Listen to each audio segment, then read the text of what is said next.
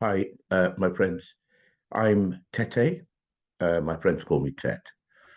And a number of events have happened in the world in the last couple of months, which have stopped me actually putting out more of these posts or posting them as frequently as I would have liked. And it's because events have moved so quickly that just keeping pace and understanding what's going on has been a task in itself. But I've come to the conclusion that you've got to start somewhere. You can't wait till you've got the final solution before you kick off and share your thoughts. The goal, first of all, the goal of everything I do and say in these broadcasts is three things.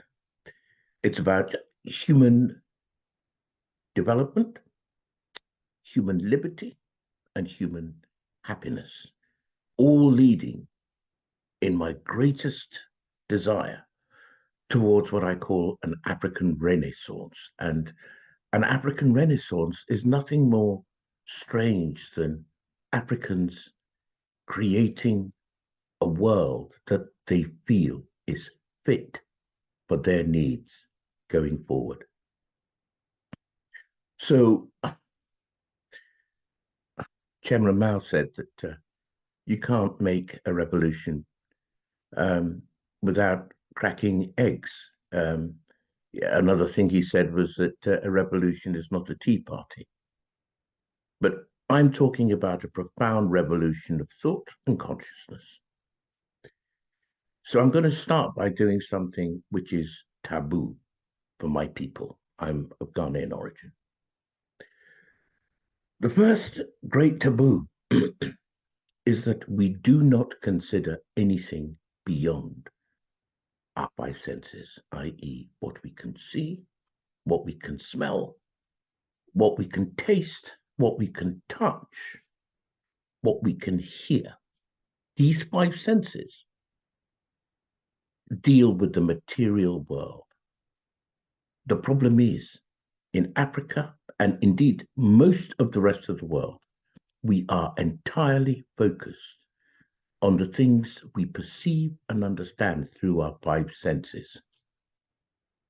Well, you can see the consequences. World economy is in a tailspin.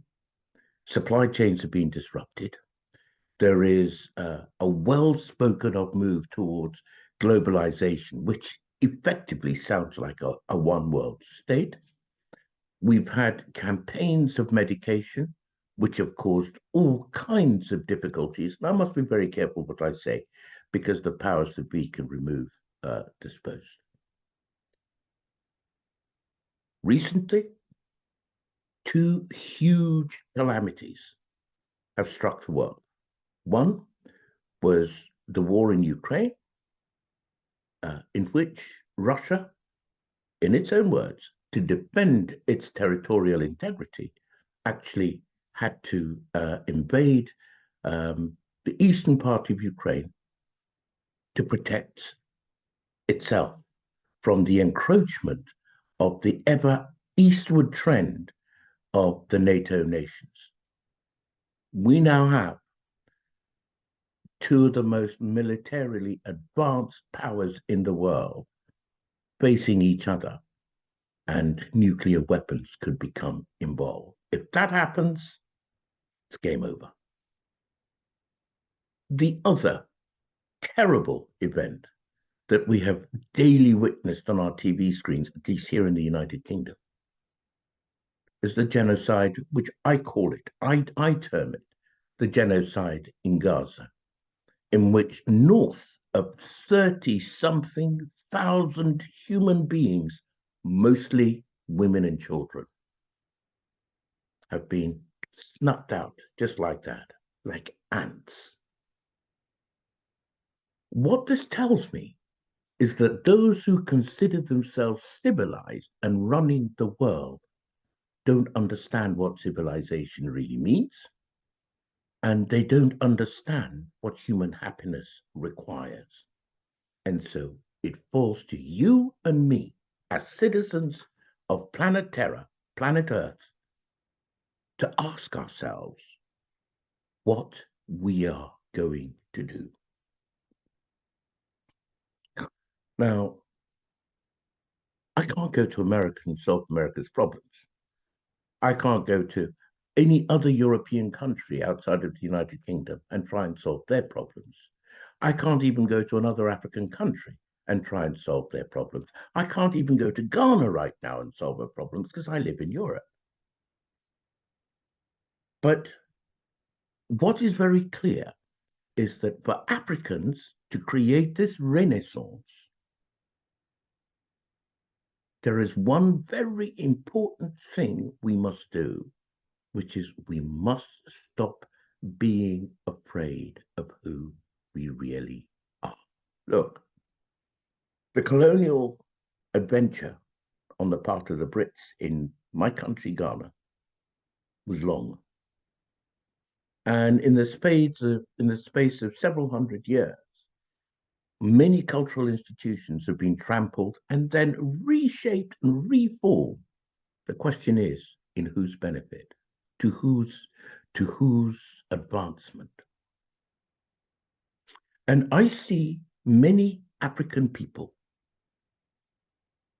trotting around the world, aping the attitudes, beliefs, and behaviors of a Western world, its former colonial master, whose grand output is the crisis in Ukraine, the crisis in Gaza, and many other hotspots around the world, whose grand output is a situation in which the world's most powerful, putatively, most powerful nation has got a leaky southern border in which hundreds of thousands of illegal immigrants are pouring in every day, whose leader is mentally so challenged that there is every likelihood that he will be replaced before the presidential elections in November of this year. Yeah, we have a crisis on our hands.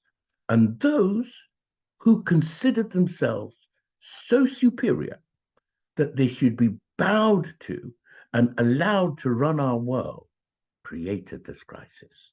So, what are we to do?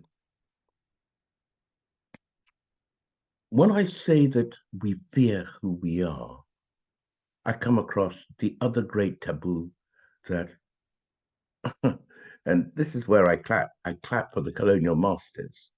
They were so clever that they gave us a form of religion which encouraged meekness. By the way, the opposite of meekness is not belligerence. The opposite of meekness is recognizing and standing in your sovereignty. But if religiously and by the various usages of our culture, people aren't able to tap who they really are, well, all they'll do is run around the world pretending that there's somebody else, and they will always be second class citizens. I look on Facebook and so on, and people are busy trying to demonstrate how well they're doing. It's a crock of you know what, because we all know what's going on in the world. Certainly in Africa, one of the biggest challenges, and it's a big challenge for a continent which has got the youngest population in the world, is youth unemployment. We've got all kinds of infrastructural problems. And when we follow the systems that have been laid out by the quote unquote civilized leaders of the world, actually every step we take along that road leads us deeper into the mire.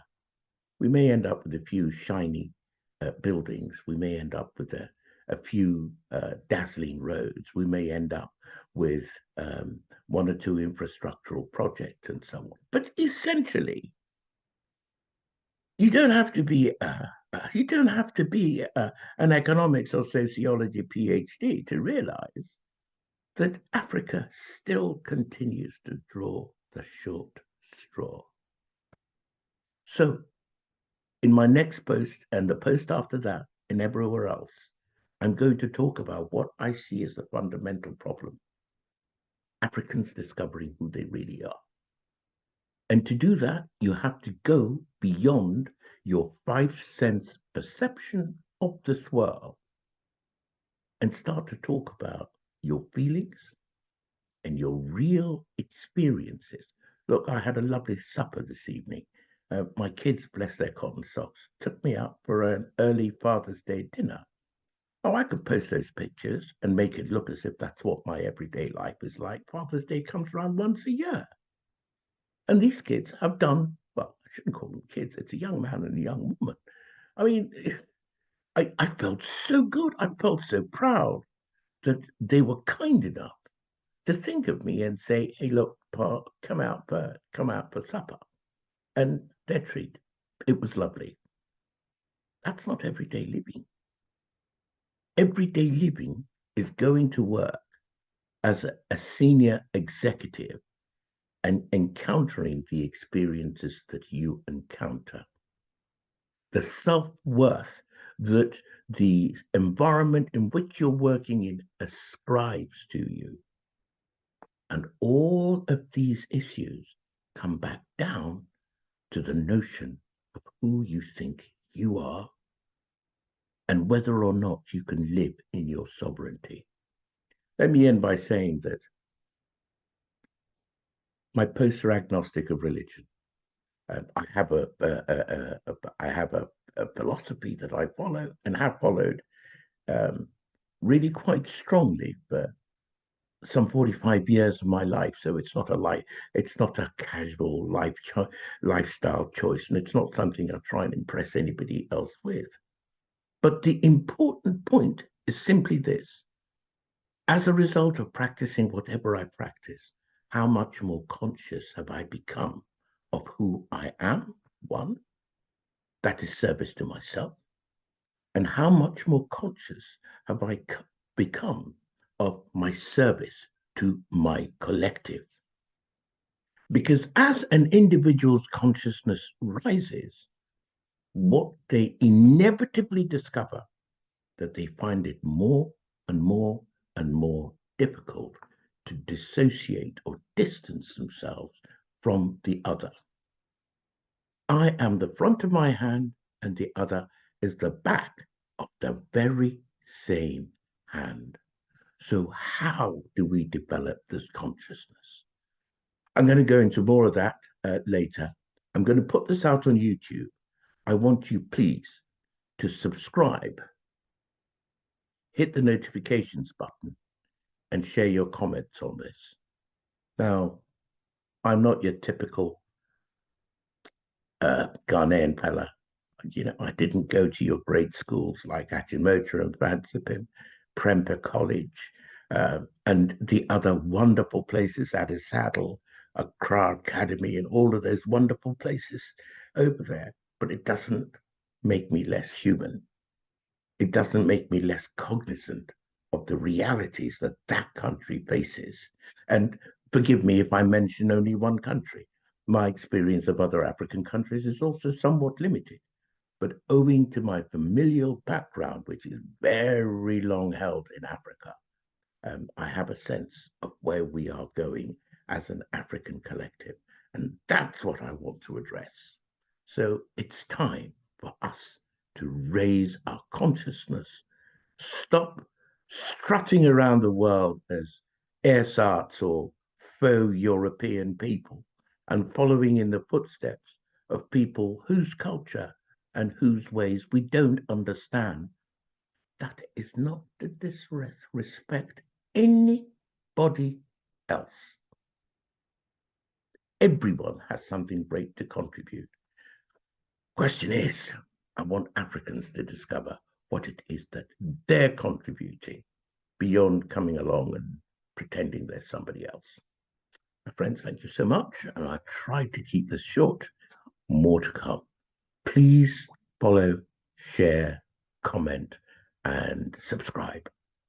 Have a great evening.